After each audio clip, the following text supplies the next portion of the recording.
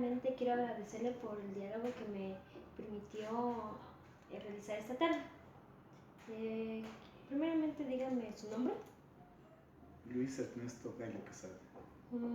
¿Cuántos años tiene? 56. ¿Eres de aquí de la ciudad de Loja o De la provincia. de la provincia? ¿De qué parte Nací de la provincia? en el cantón Pindal. Ya. ¿Desde los cuántos años vino acá a la ciudad de Loja? Bueno, yo acabé la primaria allá y bueno, digamos, ese tiempo es a los 6 años que se comienza y se terminaba a los 12 exactos. Así que yo vine a los 12 años acá a Loja para seguir mis estudios secundarios. ¿Y cómo empezó con sus estudios? ¿Cómo fue la vida acá cuando se radicó acá en la ciudad de Loja? Bueno, mis padres tuvieron que quedarse allá en Pindal porque esa era su fuente de trabajo y teníamos una hacienda. Mi papá daba mucho trabajo en la frontera, así que cuando nosotros vinimos acá, porque somos 4 hermanos, varones todos. Todos son varones. Todos somos varones y yo soy Ninguna mujer. ninguna mujer. Yo soy el tercero, así que cuando vine acá, nosotros contábamos con la compañía de mi abuelita, que era la que nos cuidaba. Vinimos al colegio Bernardo Valdivieso, que era en el Bernardo. Entonces, bueno, de ahí ya vinieron también nuestros padres porque ya estábamos acá 3 hermanos, así que decidieron también radicarse acá en Loja. Así que mis estudios secundarios se hicieron en el Patrón Bernardo, que digamos esos tiempos sí era cosa seria el colegio Bernardo Valdivieso, ¿no? Ahora ya no. Hay tantas anécdotas que tenemos del colegio. Bueno, yo fui una persona, digamos, le puedo decir que hasta privilegiada dentro del colegio. Yo formé parte de la selección de fútbol desde el inicio que llegué, en las juveniles, en las mayores. Después en la Liga Deportiva Bernardina, formé parte también de la banda de guerra. Así que, bueno, era muy activo en el Bernardo Valdivieso, también era primero para las huelgas. ¿Y qué tal esa experiencia formar parte de la banda marcial? Sí, no, hay muchas anécdotas que tenemos ahí, o sea, el formar parte de la banda marcial del Bernardo Valdivieso. Bueno, yo nunca aprendí a tocar. Eso le digo, yo me metí a la fuerza, yo tocaba la corneta, pero nunca la aprendí. Así que cuando me dieron ya, digamos, el primer ensayo, yo me cogí la corneta y me fui a la casa. Y regresé el día del desfile porque nunca aprendí. Así que tuvieron que aceptarme a que marche ahí, ¿no? Haciendo lámpara que yo tocaba y no tocaba nada. Sí. Pero así no le decían nada. No, bueno, yo era un poquito consentido porque era también de la selección de fútbol, ¿no? Entonces así que también fui parte de la selección de Loja, representando en la Copa en Pro a todos los colegios. Así que esa era mi parte fuerte, ¿no? Y bueno, como estudiante, sí era más o menos. Tampoco era muy bueno, pero sí, bueno, era regular. Una experiencia muy hermosa porque yo creo que cuando uno viene de la provincia, cuando uno hace una hermandad dentro de la escuela, porque eso es una hermandad, digamos, en un pueblo, cuando uno tiene los amigos de la escuela, son hermanos para siempre, porque le digo que eso justamente ha pasado los años y hasta ahora se sigue manteniendo esa amistad. No es lo mismo cuando se tiene la escuela, digamos, en una ciudad. En los pueblos es muy diferente. Y entonces el colegio para mí fue también una experiencia impresionante. Nos llevamos súper bien con todos los compañeros que participamos. Así que, bueno, eso fue un grato recuerdo que yo tengo de mi colegio, que lo adoro por todo. Ahora ya no es lo mismo. Antes era la alegría de Loja, cada vez que salíamos nosotros a las calles, la gente, ya era digamos un show eso, la gente esperaba que Bernardo salga, así que los policías mismos estaban ya acostumbrados a que salgamos porque ya tenían trabajo, así que Así que era algo espectacular. Sí, y bueno, tenemos unas experiencias increíbles dentro del colegio. ¿Y nos puede contar una anécdota más o menos de las huelgas que ha pasado? Más bien, una anécdota que le puedo contar es en el mismo colegio. Como nosotros éramos los químico-biológicos, era el único curso de químico-biológico. Teníamos los profesores más bravos, ahí más duros, el doctor Argudo que nos daba histología, fisiología, teníamos el doctor Puertas que nos daba química, eran completamente duros, ¿no? Y era el segundo recreo, y en eso nosotros, bueno, como teníamos la aula casi al final, de repente, cuando ya teníamos la clase ya con el doctor Argudo, que era tan duro tener clases que es con él, vimos que una vaca se paseaba por ahí. Y entre nosotros ya nos miramos, ¿no? Porque éramos un curso bastante complicado. Nos mirábamos y todos parece que en la mente nos conectamos. Y como tocó el segundo recreo, tuvimos la inteligente idea de meter la vaca en el curso. Eso hasta ahora se acuerdan porque siempre lo cuentan. Bueno, no sabe lo fuerte que fue meter la vaca, porque todo el mundo empujaba la vaca porque no quería entrar en el curso. Y eso, a las bravas la metimos, pero cuando ya se metió la vaca, adentro nosotros nunca pensábamos lo que iba a pasar. Nosotros pensábamos que llegaba el profesor y decíamos, mire profesor, ahí está una vaca, ¿cómo vamos a tener clases? ¿No? Pero resulta que la vaca le dio claustrofobia. O sea, estar encerrada le cogió toda su parte fisiológica, se alteró y comenzó a romper los vidrios con los cachos, a tumbar las sillas y por último le dio diarrea. Ensució todita el aula. Cuando vino el profesor, mire profesor, se ha metido una vaca y entonces, ¡ay, mire! Todito sucio ahí. Y el profesor, el doctor Argudo no se comió el cuento. No se comió el cuento, así que lo fue a ver pues, al inspector general y al inspector de nuestro curso. En consecuencia, estábamos todos expulsados. Pero como éramos el único curso de química y biología, no podían votarnos porque nos íbamos a quedar sin promoción, pues, o sea, así que nos hicieron llamar a los padres de familia y nos hicieron dar una buena paliza. Todo padre de familia, creo que nos dieron como 15 a 20 latigazos ahí. Y ¿En ese instante? Sí, al siguiente día, si no llegábamos con el padre de familia y tenían que darnos con el látigo. Pero nosotros, como fuimos 7 los que metimos la vaca, tuvimos que amenazar a los demás compañeros, quitarles hasta la lista, hicimos desaparecer la lista y todo eso. Nadie pudo decir nada porque estaban amenazados con contar, así que todo el curso aguantó. Y estábamos en la lista roja, ¿no? Eso fue una anécdota que hasta ahora lo cuentan en el Bernardo, que una vez metieron una vaca en un curso, así que eso fue una anécdota, pero inmensamente grande. ¿Sí? Pero, ¿y sus papás al recibir esa noticia qué les dijo? No, pues yo mi papá, pues yo no lo iba a llevar porque era demasiado bravo. Así. Yo lo convencí pues, a un tío que vaya representando a mi papá. Pero mi tío, como se acordaba de unas cosas que yo le había hecho, se desquitó. Se desquitó, dijo, ahora no te salvas. Así que recibimos como indios, así como se dice, ¿no? Digamos vulgarmente, ¿no? Nos dieron duro.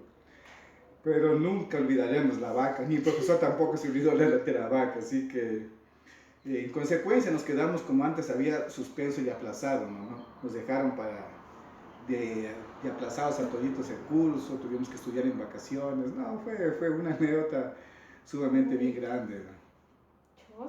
Sí. Y bueno, de ahí yo también pues ya se acabó mis estudios en la secundaria. Yo quise seguir medicina, pero nosotros cuando vivíamos en la frontera siempre teníamos antes algo de civismo sumamente bien alto. Entonces nos enseñaban que nosotros teníamos que dar la vida por defender que es nuestra patria. Nosotros en la frontera vivíamos de cerca lo que era el conflicto con el Perú. Entonces sí teníamos un civismo sumamente bien alto. Sí era posible realmente dar la vida por nuestra patria. Así que yo pensé estudiar ingeniería química. Yo lo que quería era producir una bomba para hacerlo desaparecer al Perú. ese era mi sueño. Pero bueno, seguí medicina un año. Me encanta la medicina. Pero de ahí yo era un poquito, como le digo, inquieto. O sea, no me contentaba. Me gustaba salirme a mí de la corriente. Así que decidí ir a estudiar biología marina en Guayaquil, en la estatal de Guayaquil, en la escuela de biología. Seguí biología marina, yo creo que fue una experiencia de lo más hermosa que tuvimos ahí. La gente también de la costa, cuando a uno le brinda la amistad, es una gente impresionante, una gente súper linda. Y entonces yo hice mis mejores, no puedo decir mis mejores porque también en el colegio tuve grandes amigos, pero la experiencia que tuve yo allá en la universidad, y eso le puedo decir algo como un sentimiento bueno, un sentimiento positivo, a lojano lo quieren, ¿sabe? El lojano se hace querer en todos lados, ¿sabe? Por su forma de ser. Y yo era el único lojano, me fui con otro compañero, sino que él se retiró. Y yo, bueno, como yo era buen deportista también, entonces yo también me gané el afecto porque representé a la Facultad de Biología Marina, representé a la Universidad de Guayaquil siendo seleccionado, entonces para mí era algo bastante bueno, mis amigos me querían y bueno, y allá en la universidad, le digo, mis amigos eran tan generosos conmigo, teníamos, le digo, una amistad tan fuerte que hicimos, éramos 5 del curso, pero cuando yo recuerdo tantas cosas ahí, nosotros siempre los días viernes teníamos, digamos, clases hasta las 8 de la noche, pero todos los días viernes nosotros íbamos con nuestra carpa, nuestro sleepy, y después de clase nos íbamos a la costa, a la playa, y todo el curso, y regresábamos el día domingo por la noche. Y la universidad tenía un bote para hacer sus prácticas, pero ese bote siempre le entraba agua. Pero nosotros íbamos a donde estaba el bote y lo cogíamos, sacábamos por ahí, digamos, órdenes así falsas que decíamos que nos entreguen el bote, y cogíamos el bote y nos íbamos. Y 2 veces estuvimos en alta mar, que el bote se dañó y comenzaba a entrar agua y nosotros era bote el agua porque el bote ya quería hundirse, ¿no? Y tuvieron que rescatarnos 2 veces y en alta mar ya estábamos nosotros, pero no aprendíamos. Pero había gente que los encontraba. Siempre los pescadores nos encontraban, ¿no? Nosotros por ahí llevábamos unas bengalas, botábamos ahí de SOS para que nos salven, y entonces era una experiencia enorme, ¿no? Yo recuerdo que una vez, íbamos a hacer prácticas con otros estudiantes así de otros países. Y bueno, a mí me tocó, entonces cada uno le sorteaban, ¿no? Le sorteaban el estudio, digamos, la investigación que uno tenía que hacer. Y cuando a mí me tocó estudiar los digamos, roedores, las ratas en sí, que se habían introducido en una de las islas de Galápagos. Y mis compañeros vieron y dijeron, entonces se burlaron así de mí, me decían, ratas, te vas a estudiar ratas, decía, y vuelta ellos iban de investigadores así de atún, todo eso, una investigación lindísima, otros iban a tomar fotos de los tiburones en jaulas, todo. Y a mí me tocó un tema tan feo, pero después sorteaban, digamos, al compañero, ¿no? Y pum, me sale a mí porque yo tenía que estar 3 meses aislado en esa isla. Solamente iban cada 15 días a dejar la comida y el agua dulce. Imagínense ir a estudiar ratas, aislado en una isla, y de repente me sortean y me toca era Michelle, si mal no recuerdo. Y mis compañeros se reían más, te toca todavía con un hombre, me decían. 3 meses en una isla abandonada. Dice, hermano, ¿qué? Ya te puedes imaginar lo que va a pasar. Y se me burlaban, ¿no? Que a veces yo me ponía, disculpe la palabra, yo me ponía a pensar, decía yo, 3 meses con un hombre ahí buscando ratas, roedores, invasores, ¿no? Porque esos cogen y se comen los huevos de las iguanas, de las lagartijas, de las aves. Entonces había que estudiar esto, pero era un estudio que a mí particularmente yo les tengo fobia. Yo puedo coger serpientes, yo puedo coger lo que sea, hasta cocodrilos le he cogido. Pero yo las ratas no las puedo ver, o sea, me causan pavor, ¿verdad? Y entonces, bueno, en eso ya llegaron los de otros países, los compañeros que iban a participar de la investigación y me sortearon y me salió este Michel. Pero lo más gracioso del caso aquí es que Michelle había sido una mujer. O sea, yo me iba 3 meses con una francesa, una bióloga francesa, a estudiar la invasión de los roedores. Cosa que cuando mis amigos la vieron a la compañera, todo el mundo se quedaba, oye, dice, ¿pero cómo? Sí, ha sido mujer, dice, y esa francesa, dice, qué guapa, dice, ¿qué no quieres cambiar? Dice el tema. Dice, cambió, yo estaba feliz de ir a estudiar vueltas roedores ahí, ¿no? Me acordaba de la Laguna Azul, de la película. No, pero no llegamos a esos extremos, ¿no? Pero pues le digo, o sea, mi carrera fue algo tan maravillosa, o sea, y allá era la gente tan espontánea. Me acuerdo que una vez íbamos a hacer una práctica, íbamos a recorrer las cuevas de los Tallos, de Yomandi, y bueno, y había un compañero que era vago, ya iba por la tercera matrícula, era la última matrícula. Y resulta que ya no le daban ni plata para que se vaya él. ¿Por qué? No. Entonces él, cerca de la universidad, había a una cuadra, pasa por ahí y ve en una verja que había un gallo. No se le ocurre la magnífica idea de amarrar con un anzuelo y ponerle un maíz, y lo bota y lo trae al gallito. Cuando acordamos, llega a la facultad y comienza así, ñaño, cómprame un boletito, voy a rifar el gallo. Sí, y todo el mundo iba con el gallo ahí rifado. Entonces todo el mundo, y ya se quedó con el nombre de rifa gallo. Así que todas estas cosas ahí en la digamos, universidad que yo estudiaba, pero porque era una facultad tan compleja, era pequeña, pero era tan compacta, teníamos una amistad entre toditos. Yo recuerdo que una vez me nombraron a mí el mejor deportista, y entonces yo tenía que llevar la antorcha. Pero resulta que la antorcha cogen una copa de esas que tenían antes y le ponen ahí combustible y le ponen un poco de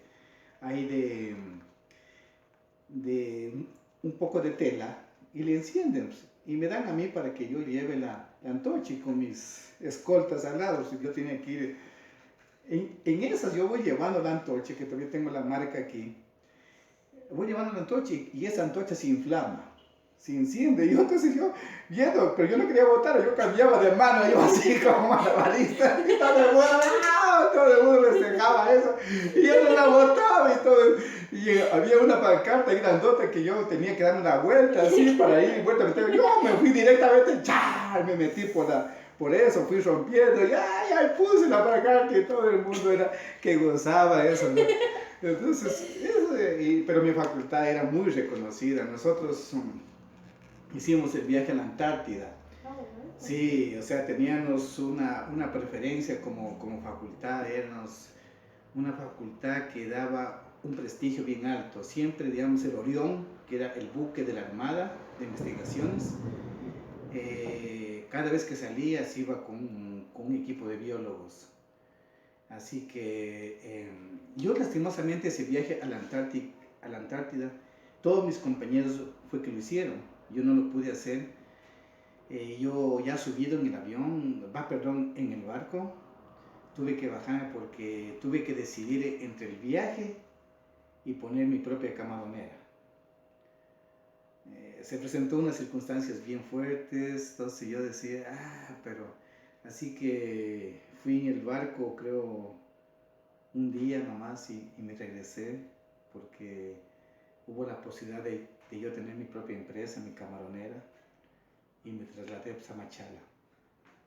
pero mis compañeros, digamos, en ese tiempo pues, no había internet todavía, no habían los celulares que podían permitir, claro, fotos, así que ellos, antes había esas cámaras así, las antiguas y todo, o sea, una experiencia que yo me arrepiento en mi vida de no haber participado de eso.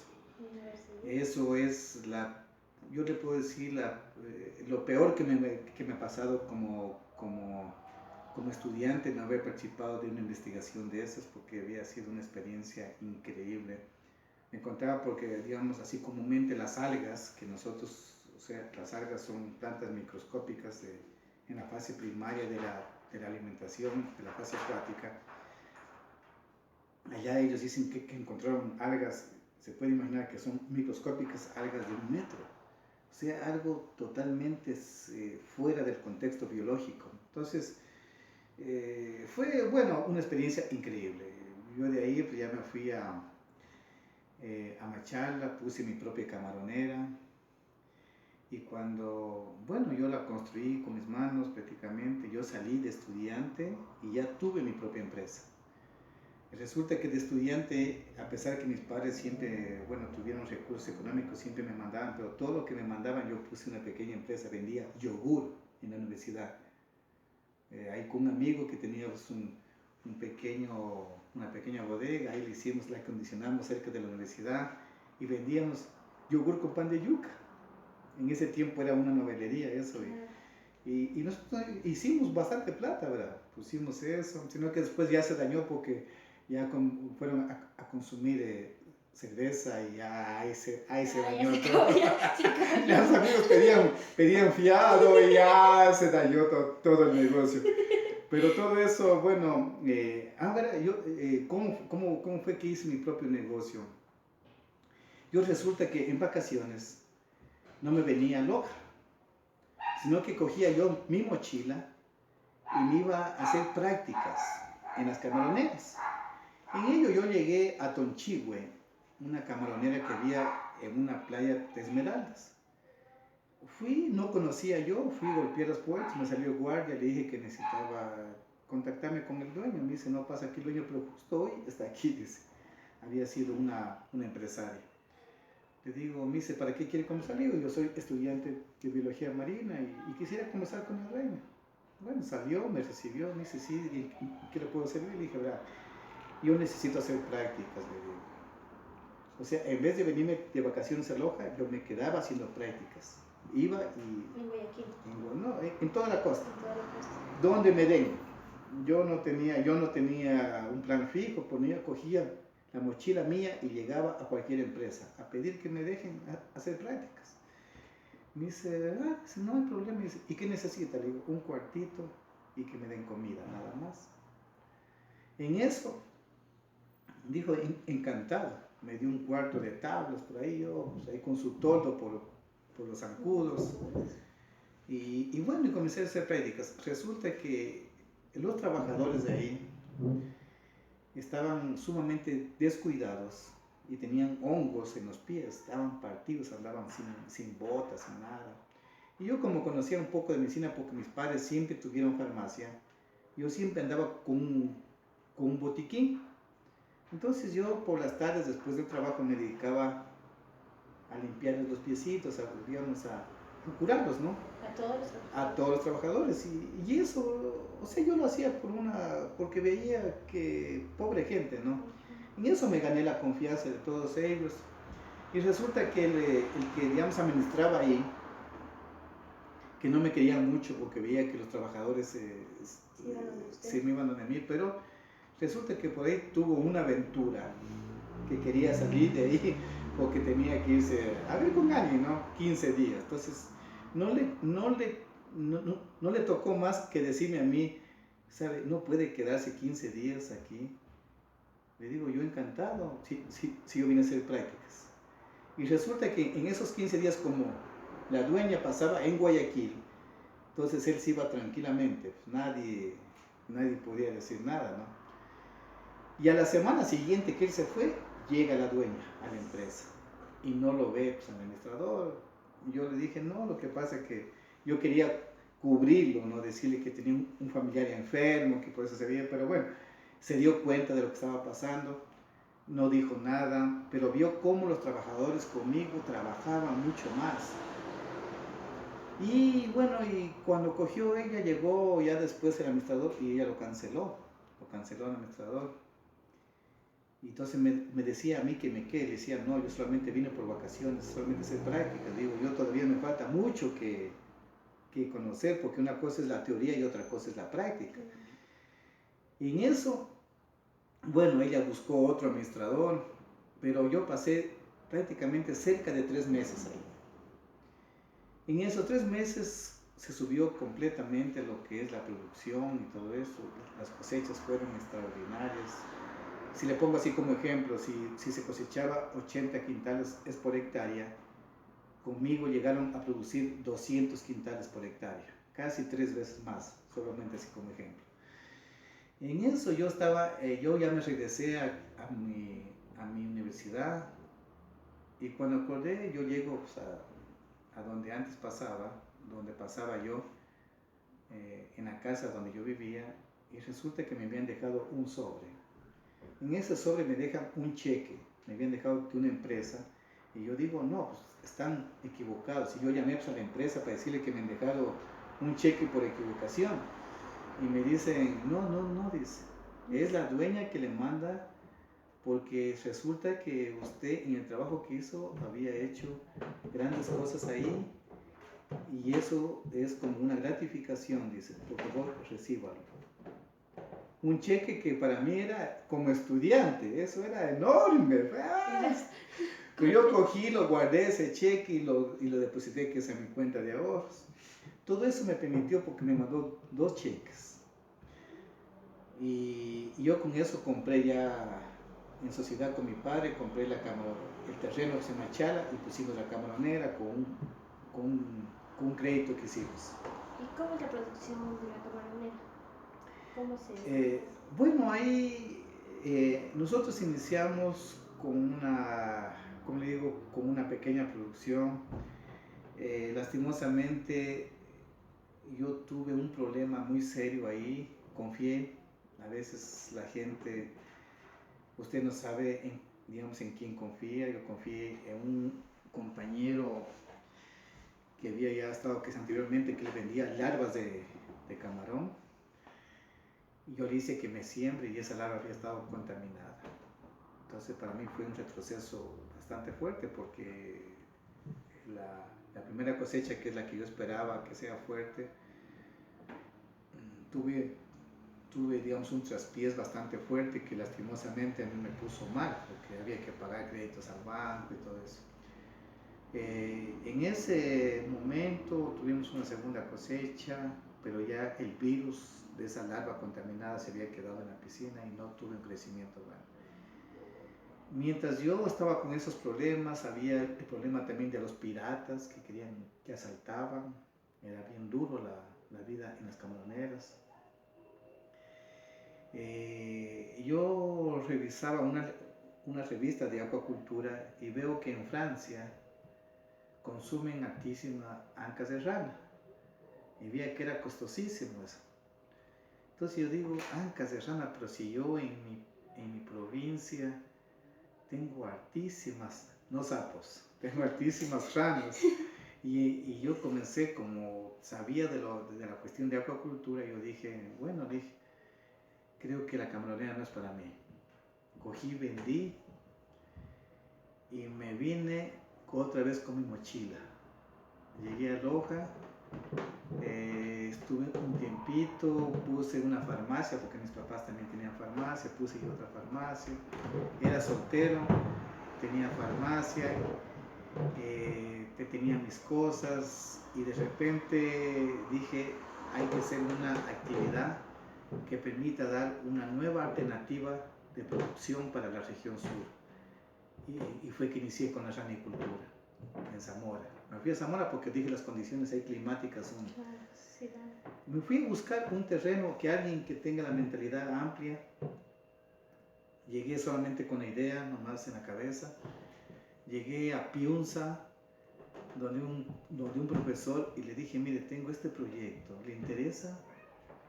Pero usted tiene que poner el terreno y yo como quiera voy construyendo. Le dije, la tecnología tengo que todavía diseñarla, tengo la idea nomás. Dijo, pues señor, muy amplio de mente, dijo, encantado, aquí tiene, ¿cuánto necesita? ¿1 hectárea, 2 hectáreas? Le dije, 1 hectárea. Y comencé a hacer el proyecto de la ranicultura, ¿no? Tenía ese momento, había sufrido, digamos, el traspiés de la camaronera, así que no tenía muchos fondos, digamos, había puesto una farmacia aquí en Loja, y bueno, y comencé con la y comencé con la actividad de las ranas, que para mí como profesional fue el mayor logro que he tenido. Y bueno, yo hacía mi vida entre la ranicultura y lo que era la farmacia. Y en eso también estaba en la docencia. ¿O fue también docente? Yo fui docente en la Universidad Nacional de Loja y en la técnica. Entonces yo tenía, ¿cómo le digo? Algo, y bueno, y en ese tiempo no era tan feo. Entonces era un soltero cotizado porque tenía mis negocios, tenía mis empresas, tenía mis carros y tenía mi casa. O sea, tenía todo de soltero yo. Y tenía, entonces y aparte de eso tenía fama, porque la ranicultura yo comencé a diseñar, a dar cursos internacionales, conferencias antes. Entonces a mí me invitaba, entonces digamos en eso hubo el Congreso Internacional de Ranicultura en Brasil. Y yo de alguna forma era el representante de la ranicultura aquí en el país, porque cuando yo estuve en esta actividad, hubieron alrededor de 70 ranarios a nivel del país, y yo les asesoraba a toditos, ¿ya? Así que yo cogía una ruta del día domingo, y mi farmacia era, bueno, entonces ahí decidí casarme yo, para a mi esposa dejarle la farmacia. Y en eso, porque ya no daba más. Entonces yo cogía los días domingos, cogía el día lunes, me iba yo por la costa, porque teníamos en Machala, en Los Ríos, en Santo Domingo, daba la vuelta por Quito, Baeza, Archidona, pasaba por el Puyo, pasaba por Cuenca, me iba y pasaba por el Limón, llegaba a Gualaquiza, donde tenía la otra empresa, y llegábamos a Piunza. O sea, ese era mi recorrido. Y entonces, y bueno, y todavía estaba recién casado, imagínense, tenía que cumplir muchas cosas. Y entonces, y en eso, bueno, hubo el Congreso Internacional de Ranicultura. Yo para eso ya había dado muchos cursos aquí en el país. Di un curso internacional que vinieron algunos, vinieron de España, vinieron de Colombia, a un curso que yo di. En ese curso me auspició la Corporación Financiera Nacional. Y bueno, yo escribí unos 2 libros sobre la ranicultura. Cuando ya en este congreso internacional que se presentó en Brasil, yo me gané el primer premio a la mejor tecnología entre 40 expositores a nivel mundial. Lo que pasa es que cuando yo me dediqué a la ranicultura, yo me dediqué por completo. O sea, una persona cuando se dedica a una actividad tiene que dedicarse pero de lleno. A veces uno se desespera por el tiempo. Yo le dediqué, a los 7 años yo pude desarrollar completamente la tecnología. Fue un sistema de inverrana, o sea, crianzas de rana, digamos, en invernadero. Era la única vez que se veía que se podía hacer crianza de animales en invernadero. De ahí vinieron para los pollos y todo eso, pero la primera tecnología se hizo allá con las ranas. Entonces, bueno, por eso yo lo hice, porque sabía de la cuestión de lo que se podía con el invernadero, digamos, aumentar la temperatura, y también, digamos, aumentarla y hacer que se mantenga la temperatura. Bueno, eso Entonces me permitió a mí hacer una tecnología completamente innovadora. Yo allá en Brasil tuve una experiencia bastante buena y eso me permitió a mí allá en Vicosa, Brasil, permitir dar algunas charlas, clases allá. Había la posibilidad de quedarme en Brasil, pero yo ya estaba casado. Eso significaba que no podía porque pues, ya se iba a quedar, me iba a quedar soltero y todo eso. y fue que en ese tiempo hubo ya el conflicto bélico, las noticias llegaban allá completamente distorsionadas, decían que Loja había sido invadido, había sido bombardeado, así que mejor decidí venirme ya a Loja. Pero eso para mí como profesional fue lo mejor que me ha pasado porque a mí como mentalizador de la ranicultura, yo viajé a muchos países, daba conferencias a nivel internacional. Ya había en ese tiempo, ya se comenzó a ver pues, en internet, había el fax, que ahora ya no se utiliza, así que yo a veces acá llegaba a Loja de un país dando una conferencia y ya me mandaban vuelta la invitación para otro país. Muchas universidades prestigiosas me buscaban como director de tesis, entre ellas la Universidad de San Francisco, la Católica. Estudiantes de allá me buscaban, venían acá a Loja. Y bueno, a veces dice que nadie es profeta en su propia tierra, ¿no? Resulta que aquí en Loja a mí nunca me valoraron lo que se hizo y más bien fue los diarios a nivel nacional, como el diario El Comercio, que me dedicó toda una página a lo que yo había desarrollado, a mi vida, lo que usted está haciendo en este momento. Si usted entra a lo que es en el diario, digamos, El Comercio, pone ranicultura en el Ecuador, biólogo Ernesto Gallo, ahí le va a salir completamente toda, le digo, una entrevista grande que me hicieron como digamos, un reconocimiento al esfuerzo. Y bueno, y eso yo creo que ha sido uno de mis mayores logros. De ahí ya viene vuelta la parte política. Y bueno, en la parte política,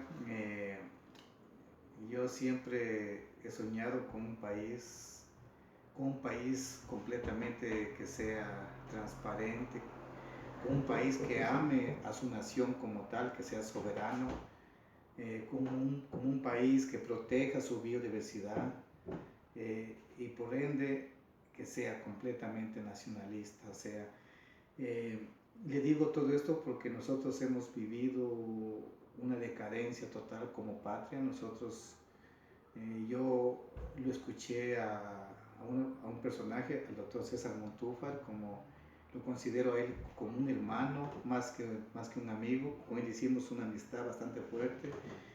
Y le digo que ahí tuvimos tantos sinsabores porque luchamos nosotros contra la corrupción, que ha sido un mal que atenta contra los países, no solamente en el Ecuador, sino a nivel de Sudamérica la mayoría. Y esto no permite que se desarrolle como tal. Yo fui candidato, fui el primer lojano que salió candidato al Parlamento andino. Yo sabía que no iba a ganar, pero, porque no teníamos candidato presidencial, pero tuve una gran sorpresa. A nivel nacional tuve 600,000 votos, increíble, sin haberme ido a muchos, solamente me fui a Riobamba, a Guayas, a La Suay, a Loro y Loja. No recorrí más. Y también Zamora. Nunca recorrí las primeras, nunca puse una pancarta. Lo que pasa es que como yo tengo amigos en todo el país, de alguna forma habían creado unas células de resistencia. Yo me considero que soy muy patriota. Yo amo mucho mi país. Y entonces en eso mis amigos habían puesto ellos habían puesto de su dinero, habían puesto algunas pancartas en algunas provincias y habían hecho ellos mismos que es unos folletitos y habían que ser entregado. Y yo había sacado 600,000 votos a nivel nacional, que si es que votaban en plancha, yo hubiera ganado, cosa, digamos, increíble, ¿no?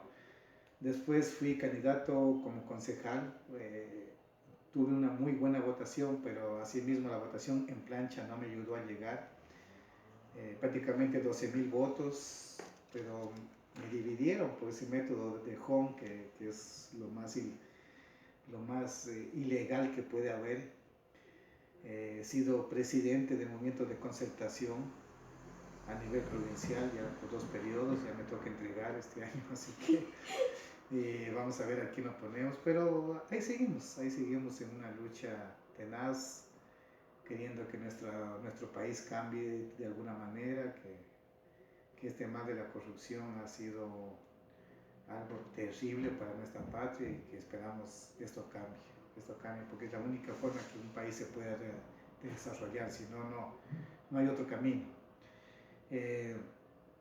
Bueno, a nivel comercial también he sido presidente de la Asociación de Farmacias. Es una lucha que yo vengo tratando de que no desaparezcan las farmacias pequeñas, luchar contra estas cadenas de farmacias que no solamente lo que les interesa vender a ellos, sino que detrás de ello hay un fondo oscuro que yo vengo denunciando, que no les interesa, sino que simplemente lo que les interesa es simplemente que vea circulante. Por ahí hay una cuestión que yo denuncié a la unidad de activos financieros, que es un mal que aqueja, porque las consecuencias, la gente puede decir mejor que vean muchas farmacias y que vendan barato, no, pero las consecuencias de ellos es que ellos, para lograr equilibrar la cuestión económica, necesitan hacer, digamos, una actividad ilícita que daña, digamos, a los jóvenes. Yo creo que me entienden muy bien a lo que me quiero referir. O sea, detrás de eso hay un fondo oscuro que está haciendo mucho daño en cuestión así de drogas a los jóvenes. Entonces, yo he tratado de unir a los pequeños propietarios, de luchar contra un monstruo que es, yo le puedo decir que es una competencia desleal con unos fondos oscuros que hay. Bueno, prácticamente por ahí camina lo que ha sido mi vida y es muy complejo. O sea, cuando uno tiene uno tiene este tipo así de principios de querer crear algo por su patria, por su provincia, por su comunidad. A veces las cosas superficiales, que me refiero a las cosas económicas, a las cosas que uno puede hacer particularmente, pasan prácticamente a segundo plano. Así que espero que esta entrevista muy interesante, que la veo primera vez que la relato completamente en mi vida. No hablo de la parte sentimental porque eso me ha ido a mí de cabeza, no he pegado una. Evitemos eso. Ya. ¿Para usted ha sido importante estas facetas como biólogo, político? No, digamos, no se arrepiente de nada. Todo ha sido importante en su vida. Sí, cada cual ha cumplido que es una etapa. Como profesional, como biólogo, yo creo que pude llegar a cristalizar una actividad que permitió dar una fuente de trabajo. Jóvenes que prácticamente en ese pueblo de Piunza andaban descalzos, después se convirtieron en grandes, podemos decir hasta digamos empresarios, porque resulta que yo hacía algo muy interesante que es con ellos. En ese tiempo estaba el sucre, pero yo no les pagaba en sucres porque yo vendía en dólares a Estados Unidos. Entonces yo les pagaba a ellos el sueldo en dólares. Al inicio ellos como que no les digo. Lo que pasa es que yo si les pago ahorita en dólares, y si el dólar representa, qué sé yo, 500,000 sucres, después de una semana va a representar 1 millón de sucres. porque la desvalorización en ese tiempo era tan fuerte que un dólar llegó a valer 25.000 sucres el último día. Entonces ellos, cuando ya se dieron cuenta, tenían, pero altísimo dinero. Y bueno, y lo bueno que, digamos, en ese pueblo también se desarrolló muchísimo, porque como vieron que era una fuente así turística, que venía gente de muchos lados, también les dieron escuelas, colegios, pavimentaron las calles. Entonces se desarrolló completamente ese pueblo. Y bueno, y la gente de lo que era, como te digo, tenía una mentalidad tan pequeña que después esa mentalidad se hizo empresarial, porque ya comenzaron a tener cooperativa de ahorros, cooperativa de transportes, o sea, la gente se desarrolló. Y eso para mí ha sido el mayor logro que he tenido, digamos, en una comunidad. Haber creado y haber desarrollado, de haber cambiado la mentalidad de las personas en sí. Bueno, hay anécdotas inmensas. Yo recuerdo que una anécdota que la conté en el diario El Comercio, es que yo siempre llegaba con mi mochila, ¿no? Y encontraba ahí unos niños, unos 8, 10 niños, pero se quedaban ahí en el parque, me veían, y cuando estaba yo a unos 15 metros, daban la vuelta y se pegaban a carrera. ¡Ah! Como ver al diablo. Digo, yo me veía pues, en el espejo, digo, pues no soy tan feo, decía yo. Y en esas, uno ya, y eso lo hacían así continuamente. Y una vez que llegué, así yo mismo llegué, porque yo llegaba caminando, porque había turnos por la mañana y por la tarde. Y yo llegaba entre las 9:30 de la mañana, entonces yo mejor caminaba desde el puente de la Saquea a Pionce, que no me hacía más de una hora, unos 45 minutos caminando. Me encanta caminar. En eso, cuando ellos ya me ven, se pegan la carrera, pero un niño se queda ahí parado. Entonces yo me le acerco lentamente, yo le decía, tranquilo, espérate. Y él era como un toro rabioso, así, me quedaba viendo así. Yo le decía, me dice, yo no le tengo miedo, me dice así. Digo, pero mijito, ¿por qué me vas a tener miedo? Le digo, ¿yo qué te hago? Yo no tengo nada malo. Me dice, es que, le digo, nuestros papás nos dijeron que si nos portábamos mal, nos entregaban a usted para que nos convierta en sapos. O sea que yo ese momento para mí fue algo pero espectacular eso. Fue algo súper sí. Entonces yo digo, no es así, yo no soy ningún chamán, ningún brujo, le digo, yo soy un biólogo científico, le digo, que hago investigación, le digo. Así que en ese momento dije, lo llevé pues, a la brava, como dice Allen, ahí donde producíamos, donde teníamos la empresa. Él iba con miedo, pero yo lo convencí de que venga. Y se quedó maravillado, la fase acuática de los renacuajos, la fase de engorde de las ranas, el motel de las ranas, porque tenían nosotros que es un motel para que puedan, entre la rana macho y hembra, puedan tener su complexo sexual y puedan desovar y esos huevos llevarlos. Así que no solamente los hombres tienen que es moteles, ¿no? También las ranitas tenían su motel. Y a veces yo, como decía, como estas ranas machos son lojanos, hay que ponerles 2 hembras, porque si no, no hacen nada. Y es cierto, y les ponía a veces 2 hembras, entonces, y era algo espectacular aquí, porque el macho cantaba, y según el canto, la hembra se le acercaba. Entonces yo decía, estos machos son lojanos. Entonces le ponía, para que vea competencia, 2 hembritas para que los coja. Entonces había... Y bueno, entonces, pues digo, o sea, es un mundo así de anécdotas. Y la verdad que la vida, uno, cuando quiere hacer algo, hay que tener la decisión y la perseverancia, que es algo fundamental. Bien, yo le digo que tuve momentos durísimos porque cuando yo estaba con esta situación de las ranas, yo quise vender, no se vendía aquí en el país, tuve que exportar, no viajé a Estados Unidos, no sabía cómo vender. Yo le rogué a un amigo en Guayaquil que se vaya a Estados Unidos. y yo estaba en Guayaquil y no sabía qué hacer porque ya no me quería comprar, pues el chino que me compraba en Guayaquil ya me dijo que ya no me compra y yo estaba llenito de ranas. Y mi amigo estuvo allá, se fue, le pagué los pasajes porque él tenía visa. Y de repente me dijo que nadie quería ranas, nadie quería comprar y yo estaba desesperado. Y le dije yo, hermano, ante a un barrio chino y a todo chino que encuentres, entrégale ese tríptico, le digo. Y así fue, él se fue al barrio chino y por la noche me dijo, bingo, hermano, bingo. Digo, ¿qué bingo te ganaste? Le digo yo. Me dice, me encontré con el mayor broker de Estados Unidos y me dijo que ya no entregue trípticos, que él me compra todo y que mañana está en el Ecuador para ya firmar el contrato contigo. Por eso le digo, todo es la fe, todo es meterle fuerzas. Cuando uno quiere hacer las cosas, lo hace y sale de la situación. Claro. Actualmente, ¿a qué se dedica? Estoy aquí, estoy metido un poco sigo en la política,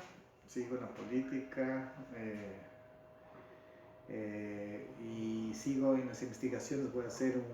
Estoy con una pequeña empresita que quiero hacer para las especies nativas, hacer las cremas de nuestras plantas nativas, nosotros tenemos unas plantas nativas con efecto terapéutico de 230 plantas, así que voy por ahí a querer hacer esta pequeña empresa y sigo como presidente de la Asociación de Farmacias. No me quieren quitar de ahí, ¿qué puedo hacer? Tengo que seguir luchando. Sí, claro. Bueno, para finalizar este diálogo, le agradezco haberme dado la oportunidad en esta tarde para conocer más de su vida. Entonces, agradecerle por esa amabilidad que me ha brindado y eso. Muchas gracias. Y espero que les guste esta entrevista, está bonita, ¿no?